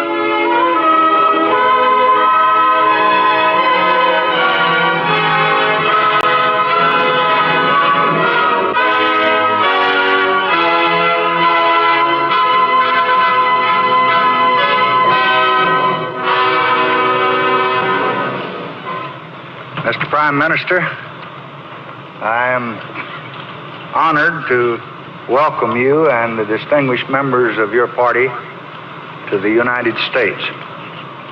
This welcome is only the beginning. You will find as you travel through this country a very deep and genuine interest in the exciting developments which are taking place in your country and in Africa today. I am very pleased to be with you in Washington today, and I look forward to the week which we are to spend among you. I have no doubt that the American people will receive us with all the kindness that they all receive strangers. This is just a brief reply to your very warm address of welcome. Thank you.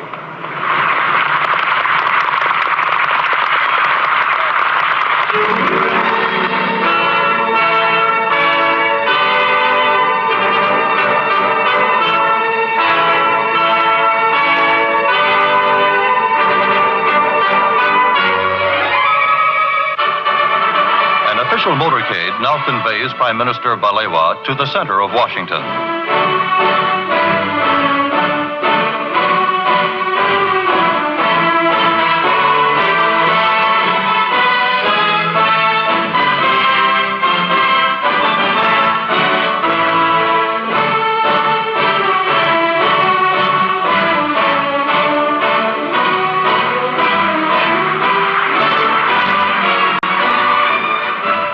Many friendly Americans are waiting to welcome Sir Abubakar to his home in Washington.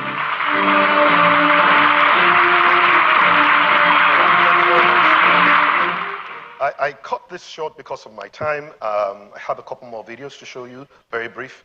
I know that you are already feeling, what are you feeling right now? This, lost for words. Well, how many people are asking, how did we get here? Well, let me first say, how did they get there? Because if we know how they got there, we can go back. What they did was they were able to identify 4 key things. How many? 4. The first was a sense of purpose. The why we are alive for such a time as this. We didn't give ourselves breath. So why were we given breath for this time and this moment? In their own time, they came in that room in Manchester to agree that their purpose was liberation. So they were called the generation of liberation. The second thing that they had was a sense of mission. And they understood that their mission was to liberate their countries from colonial rule. All of them had the same idea, they had the same understanding, and they were able to go forth and do it. The third thing they had was a sense of vision. They had a clear picture that someday all their people will be led by their own people. And then the last thing that they had was they had a sense of values. This is where I'm going to be resting my case today. The values. They agreed that this is how we will relate to one another. They agreed that this is what will be important to us. This will be what will define what is right and what is wrong, what is good and what is bad, what is acceptable and what is unacceptable. So once they were able to come up with a sense of values, now they were able to have a sense of unity. It was from that common unity that they developed a community. Even though it was across Nigeria, across tribe, still even across Africa. So one sense of purpose, one sense of mission, one sense of vision, and one set of values. Which of all these things do you think was probably the most significant of all of them? The values. Interestingly, everything we have been hearing from Johnson and Prof is about building a culture. The challenge with what we think culture is we think that culture is what we used to do. Oh, please forgive me. That is not culture. Culture is what we need to do to get what we want. What we used to do is called tradition. Tradition produced history. You can't change history, but you can change culture. Your culture can evolve to make sure that you can deliver your vision even though you can't change history. And so the question now is, whose responsibility is it to evolve culture? Who's going to evolve culture for us? Is it the government? Is it the kings? Who exactly is going to evolve culture for us? Well, I believe that it's going to be the people, and a people who carry the light of Christ. I believe it's going to be a people who have the capacity to think through. And so what I have to do is to ask you a simple question, if you can bring out this card. And I want you to imagine just 10 million people. This is just half of the percentage that Johnson and Abbaly showed us is our youth population. Just imagine what 10 million young people who will read this together. Can we go together? Let's go. You have this? Let's say this is my personal creed. Okay, let's read go.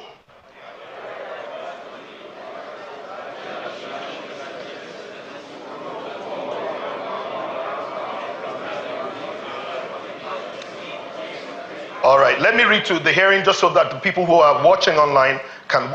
I hereby commit to live a lifestyle of leadership and excellence and to do all within my power to bring out the best in me and in others. Do you think there's any tribe in Nigeria that does not want the people to become their best? Is there any church amongst the PFN or even the Christendom that does not want that? What about the Islamic community? Is there any of them that will say, God forbid, we must not have our best people and you must not bring out the best? So it's possible for us to find that regardless of language, we now have something that we can hold on to that can potentially bring us something. Now let's ask the questions. Are you ready? Number one is, what will happen to a nation where the people choose to make a positive impact on everyone they meet and everywhere they go?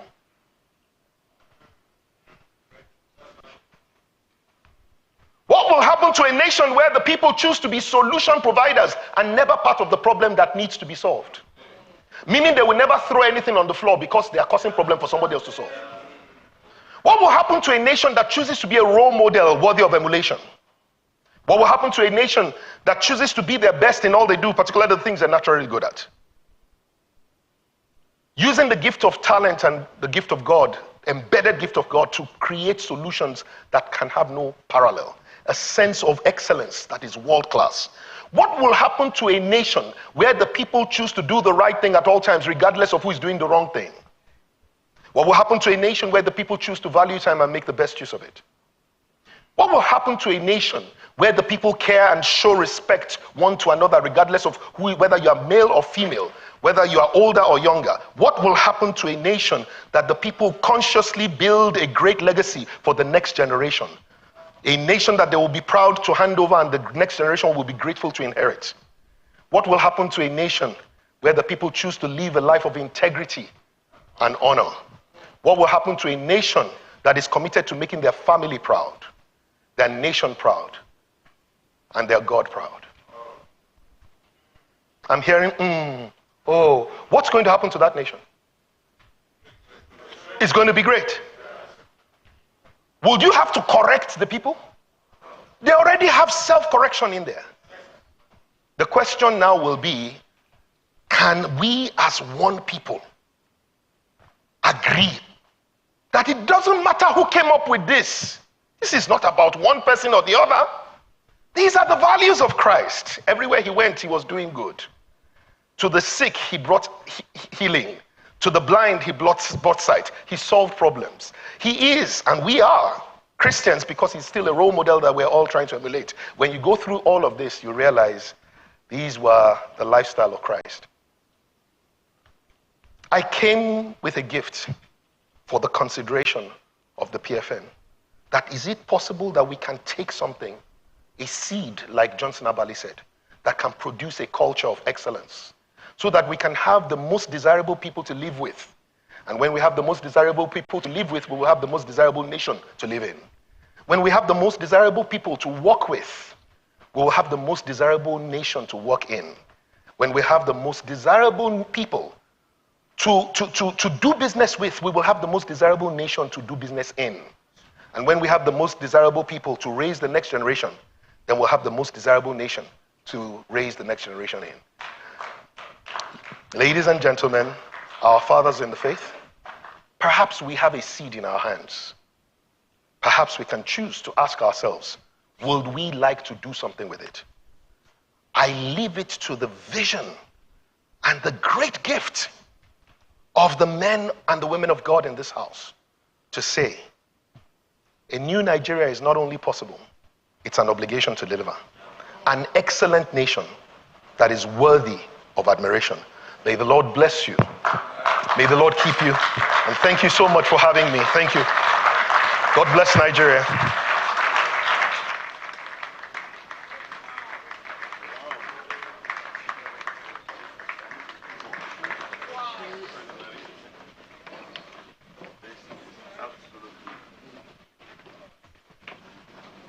Let's put our hands again together for Mr. Fela Durotoye. All right, quickly we'll go to the last subject concerning this colloquium. You may all be seated, please. And I'd like to invite all, Mr. Fela? No, you use the mic. Yeah. So I just want to invite all the speakers up for a panel discussion for 25 minutes. We'll have 3 questions that we'll let them take.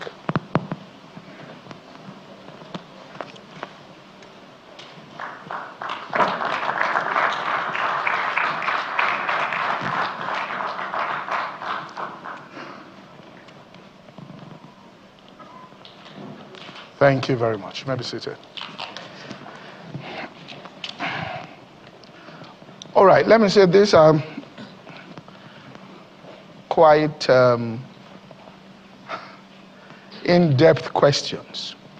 So the first one is this, and this is the questions people ask in public. Nigeria has witnessed several waves of spiritual and is currently believed to be on the cutting edge. It's my mic, please. All right, believed to be on the cutting edge of the global Pentecostal revival. Yet, this appears not to be translating to national transformation. What is missing is the question. How do we bridge the gap between spiritual revival in our churches and real socio-political and economic change in our nation? 2 minutes, everybody. Thank you, sir. I think, the first thing is how the world now knows that we also lead in religious matters. You'll hear many people acknowledge, that Nigeria is one of the religious capitals of the world, which is a great thing because many Nigerians are also defined today by the religiosity, that they profess.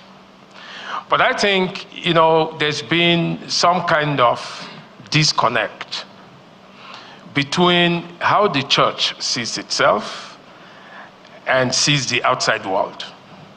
And that's why I said, that what the PFN is doing today is taking on the role of an agency It's something we haven't really thought about. Until recently, it was almost taboo for Christians to think of going into politics. I mean, so it was as if there's a world out there. We like our, communion. We like, to just enjoy ourselves. But we don't see ourselves as part of that socio-political larger whole. And therefore, I think that that's been the missing link. The attempt, if you like, to remain holy, quote and unquote, to remain religious, while saying that outside belongs to the realm of darkness and, and so on. But you see, what the PFN is doing today is to say, we can take the next step of faith. If you, and I like the point that Femi made in the creed that he gave to us, you are the change agent, that you always profess. And that's what he also ended with. We've been asked to go into the world and make disciples of all nations. Now, that has no boundary. It cuts across all the social strata and all the political strata. We must, and so on. And never forget that many of the people who are in government and in politics also come from the church. And, they do the same things, and people are asking the question, if these people are truly who they say they are, why are things not different? And I can hazard a guess. When they come to church, just as I began saying, they are pious, they put on that garb. But once they leave the church, they go into the other realm and they say, this is a different realm. Everything is permissible here, and I can do all of the things that I would not do in church. So there is a disconnect even in accountability. And unfortunately, when they return to church, we don't ask them questions. We celebrate them. And we are happy to say, and see it, sir. Churches there are that attract greater numbers because they say the people are there. So they bring the outside into the church, but the church doesn't go into the outside. I think that's a disconnect that I want us to consider. Thank you, sir. All right. Because I have a lot of questions, I'll go to the next girl for you, Mr. Johnson. The average Nigerian youth today is facing challenges of unemployment, disillusionment, temptation of social vices, and a great lack of vision for the future, which they all seem to blame on failure of leadership to inspire and empower them. How can the church play an intentional role in equipping and empowering the next generation to rise as leaders and nation builders? Yeah, thank you very much. I think that's an interesting conversation that thankfully organizations like yours are beginning to address through the platform. Young Nigerians are disillusioned because they feel that they've been robbed.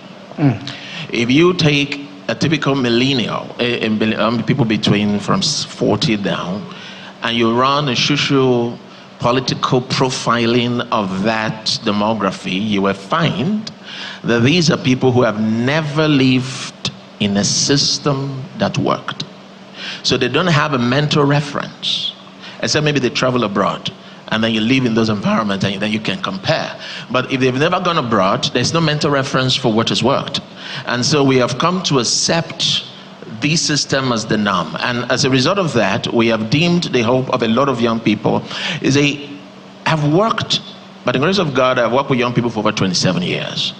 And what I have seen happen again and again is that the moment they cross 15 to 25, all right, a switch happens.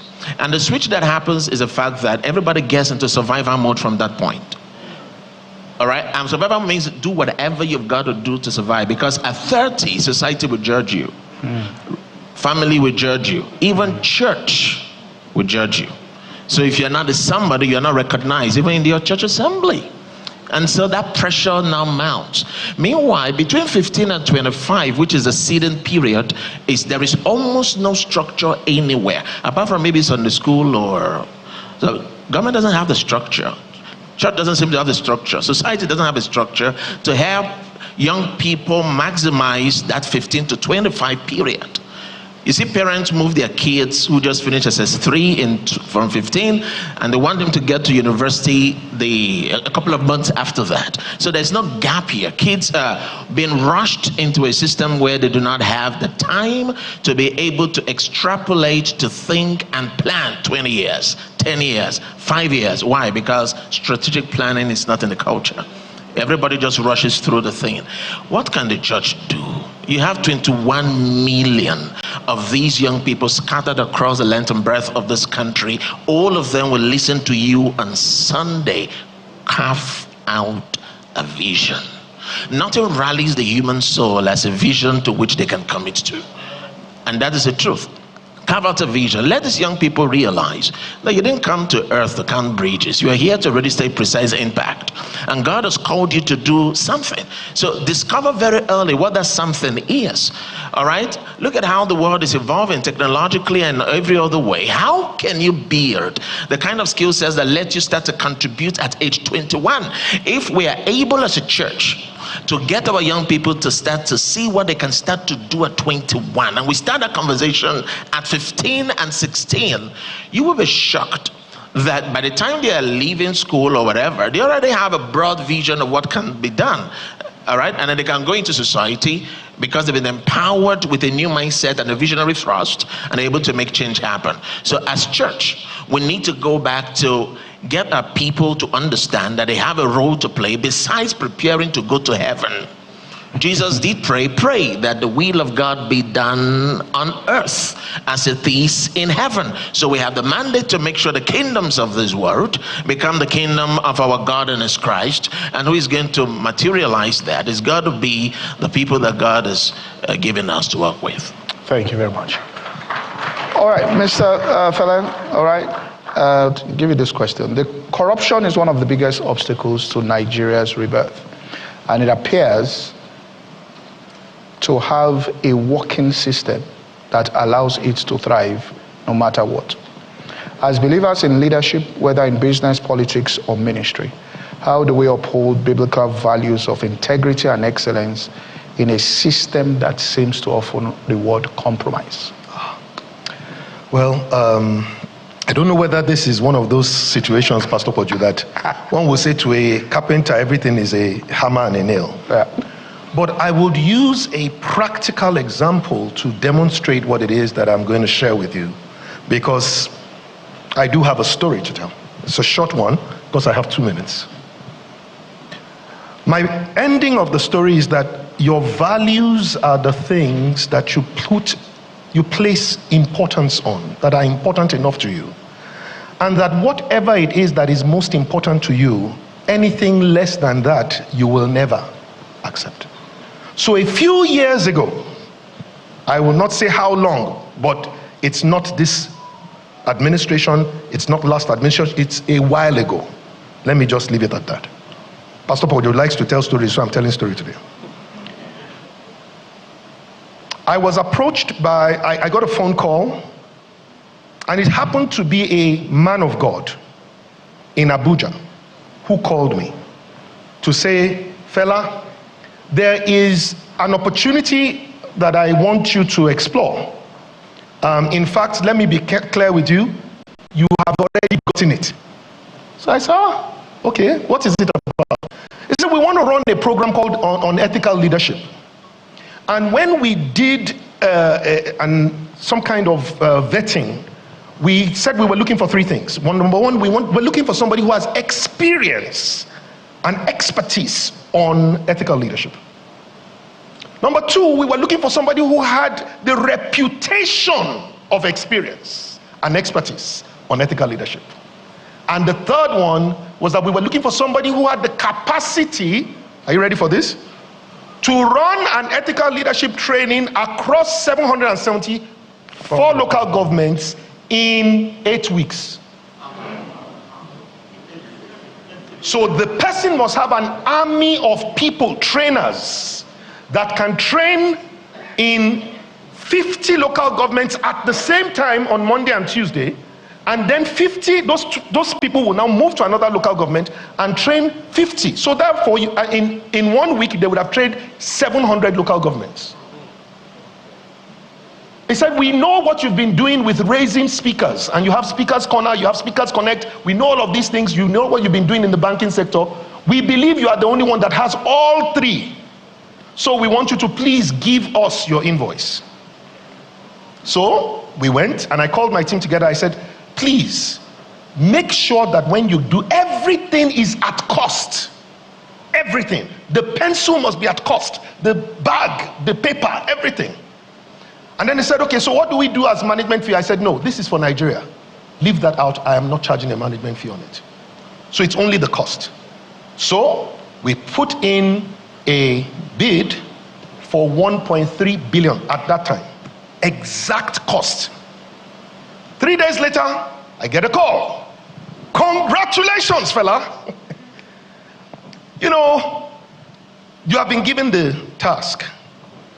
But we looked at the costing and we said, it's not possible that this costing could have been, it's most likely that you did not put anything for yourself. I said, no, I didn't put anything for myself. I said, I told them in that meeting, Fela won't put anything for himself. He said, so we decided to put something for you. So we want to put 700 million on top of this thing, so you will get 2 billion, but send us an invoice for 5 billion.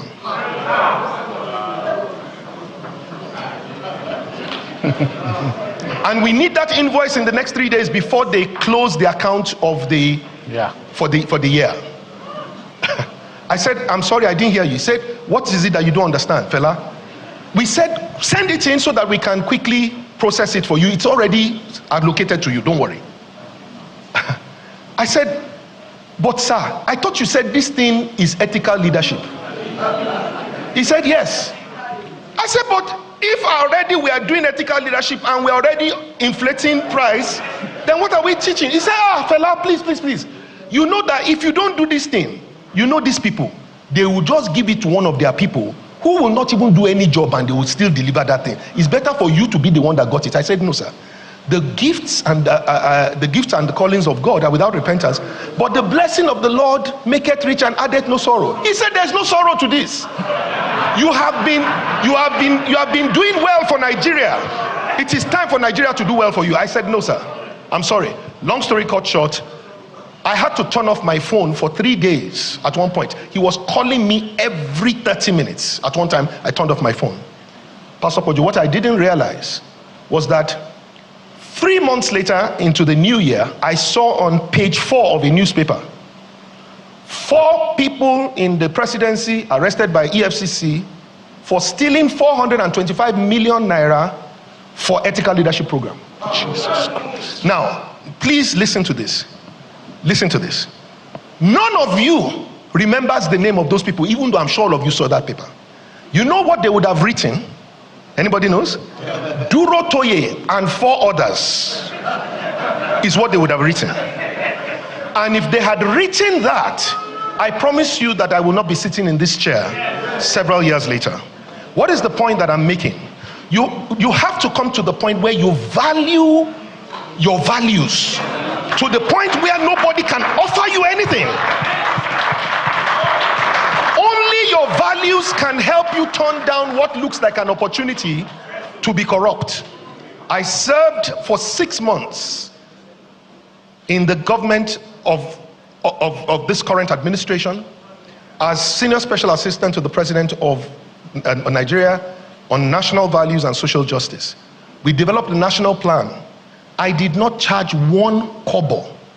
I did not accept 1 naira as payment. I did not accept official house. I did not accept official car. And when I got that, when they called me for that opportunity, the gentleman said to me, it's been very difficult to get your letter out. I said, why? He said, because there is no way they can hold you. You don't have, you are not collecting a salary. You are not collecting an official car. You are not collecting official house. So there's nothing to threaten you with. So I want you to know, sir, In those 6 months, I met many people like me. I'm not special. I'm not holier than thou. There are many people that are making this country work. They are called heroes. And they are people who have values, who have left their nation, left their family to serve Nigeria. But it is their values that are at work. Sir, when we have the right values, there won't be corruption in this land. Perfect. All right, Prof. It's a sensitive question, so I'll throw it to you. Nigeria is deeply divided along ethnic and religious lines, often fueling distrust, conflict, and political instability. How can the church take the lead in fostering true unity, healing historical wounds, and building a national identity that transcends tribalism? I think the first thing is that the church is not a tribe. And therefore, the church doesn't have an identity that makes it, different from other tribes. The tribe of the church is just the church in name and itself. The church is what it is the body of Christ. There are no divisions in the church, and therefore the church abhors division. That's the first thing. It's a united church. Now, even within that church, let's get a little secular. And for all of us here, I know my father and my mother. I probably also know my grandparents, but I don't know my great-grandparents. I only got to read about them and to hear about them. But I can tell you that even though I get defined by the names that I bear, I am not fooled at all, because I'm sure that 5 generations ago, I was not where I am today.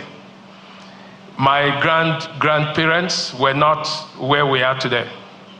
Every one of us is a migrant. We have come from different parts to be where we are today.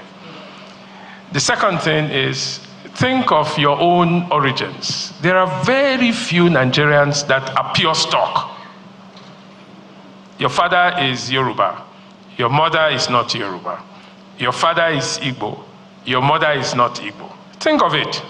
So really, when we say we are so very divided, we have something wrong with us. And let me tell you what my research has shown me. The better leaders we have had in Nigeria are people who were born elsewhere from where they claim as their indigenous homes. All across history, think of them. Nnamdi Azikiwe was born in Zungeru, which is in present Niger State. Bola Ige was a Kaduna boy. Adekunle Benjamin Adekunle was an Adamawa boy. He was Pachama by his mom. And many of the guys that governed us, it's when we started to become provincial and local that something snapped in our national cohesion. Many of us today are so particularistic that we are only local people whose essence is defined by that locality.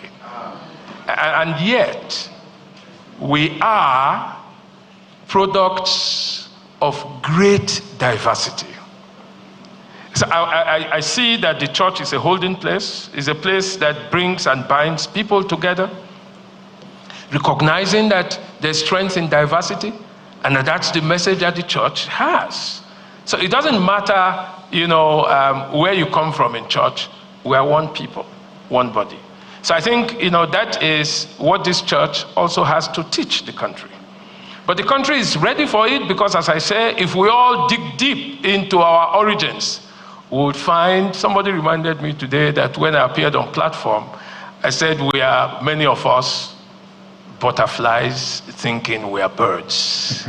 And some of those greatest spokespersons of these ethnic divisions, are people who don't even really belong to those places they claim they come from. You think of it. So I think that the church has a role to play here. The greatest strength of the church is its unity in diversity, and that is what the country has to learn. All right, I'm going to close by asking the three of you the same question. And I will start from Mr. Fela and then we'll come down. In closing, I want each panelist to imagine Nigeria in the next 10 years. 10 years, by the year 2035. If we apply the principles we have discussed today, what should our nation look like in 10 years? And what must be done now to ensure we get there? All right. The vision I see for Nigeria is an excellent nation in 10 years. A nation that is, in a sense, one of the most desirable nations to live in, to work in, to do business, and to raise the next generation. What must we do to be able to make that happen? Well, we need to build the best people to live with, to be able to have the best nation to live in. We need to build the best people to work with, to be able to have the best nation to work in.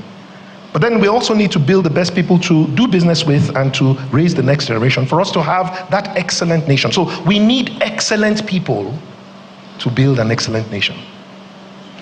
So how are we going to get excellent people? Well, the Bible is very clear as to how we do it. It says, as a man thinketh in his heart. The values is what is the thinking of the heart. It's what guides the behavior of people. And as we begin to put values in place, systems will begin to reflect our values to protect.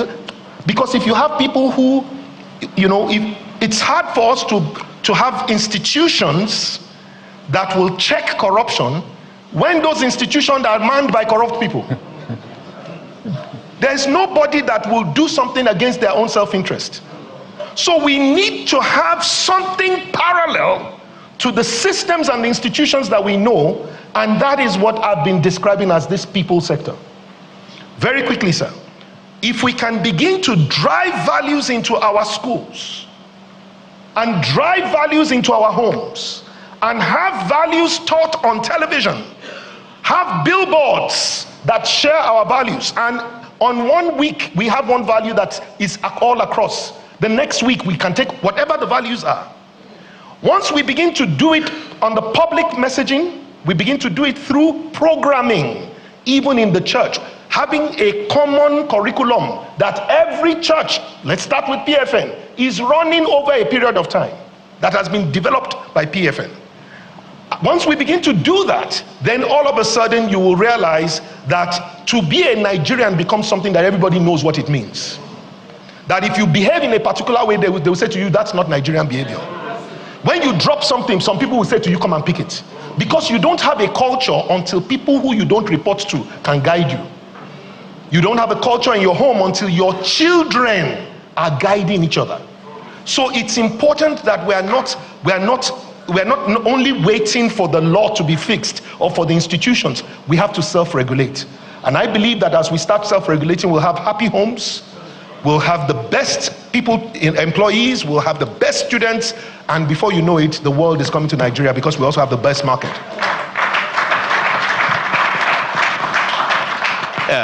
Very quickly, I think I see Nigeria by 2035 as having the potential to become a top 10 economy in the world.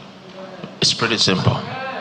Yeah, and we are currently the largest in Africa at the moment. We lost that role last year. We became the 6th largest economy last year in Africa. We got back again like 2 weeks ago. All right, we were able to revamp and we got ourselves back. We crossed the $400 billion mark and we got there. And we are getting there. If you look at the microeconomics, we got there because of oil and a couple of other places. Imagine what will happen if 15 sectors were unleashed over the next 10 years. We have the human resources, we have the people, we just need to be able to drive them with the right vision. If we have all of the sectors and we plug all of the gaps, the black market gaps, because as I speak to you right now, this country is being bled dry from the behind the scenes, if you know what I'm talking about. If you block that and empower the next generation of young people, like I used to say, we may not give this next generation a better nation, but we can raise a better generation for the nation. And that is what really counts. We have shown that this can work. In fact, a few years ago, I decided to go to a rural area in Lagos, Ikorodu, and I decided to stay there, literally stay in the place, and identify young people that I see on the street and public schools and all of that. I wanted to be able to prove a concept that if you give ordinary kids opportunity, they will excel. What did I find? I rented a place, got these kids, provide them meals every single day, got them into school, and as soon as I got out of high school, provided them a 2-year gap program. And out of that program, we've been able to get kids who are now schooling in Canada. This is Channels Television, your home for the news. You've been watching a live coverage of the Pentecostal Fellowship of Nigeria Colloquium.